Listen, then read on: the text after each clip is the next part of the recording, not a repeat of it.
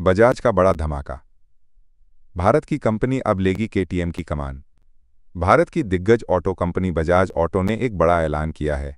Company ने कहा है कि वो अब ऑस्ट्रिया की सुपर बाइक कंपनी केटीएम का संचालन अपने हाथ में लेने वाली है। ये खबर ऐसे समय पर आई है जब केटीएम को 548 मिलियन यूरो यानी करीब 5,330 करोड़ रुपए अपने कर्जदारों को चुकाने हैं और इसकी आखिरी तारीख है 23 मई। बजाज का कहना है कि अगर केटीएम इस रकम को नहीं चुका पाई तो वो कंपनी के संचालन की जिम्मेदारी उठाने को तैयार। एचएफसीएल को इस तिमाही में तगड़ा झटका। ईबीआईटीडीए से लेकर रेवेन्यू तक हर आंकड़ा नीचे की ओर। एचएफसीएल ने चौथी तिमाही यानी Q4 के नतीजे जारी कर दिए हैं और ये काफ़ी निराशाजनक रहे हैं। इस तिमाही में कंपनी को हुआ 370 रुपये मिलियन का ईबीआईटीडीए लॉस, जबकि पिछले साल इसी तिमाही में कंपनी को 1 रुपया और 96 पैसे बिलियन गुजरात स्टेट पेट्रोनेट का मुनाफा गिरा, लेकिन ऑपरेटिंग परफॉर्मेंस फिर भी मजबूत।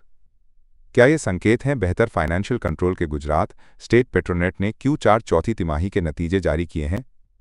कंपनी ने इस तिमाही में ईबीआईटीडीए, कमाई, ब्याज, टैक्स, डेप्रिसिएशन से पहले दर्ज किया 5.74 अरब रुपए, जो पिछली तिमाही के 5.7 अरब रुपए से थोड़ा ज़्यादा है। ईबीआईटीडीए मार्जिन भी बढ़ा है। Q3 में था 12.62% और अब पहुंच गया 12.83% तक। लेकिन नेट प्रॉफिट, शुद्ध लाभ में थोड़ी गिरावट देखी गई। अब मेड इन इंडिया होंगे डायनाबुक लैपटॉप।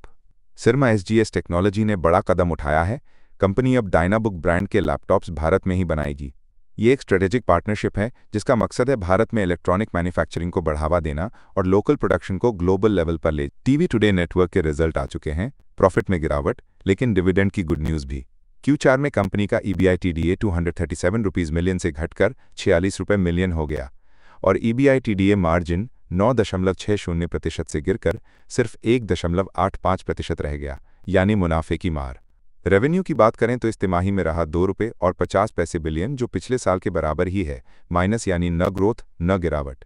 कंपनी ने 3 रुपये प्रति शेयर का डिविडेंड देने की सिफारिश की है, जो निवेशकों के लिए थोड़ी राहत की बात हो सकती है।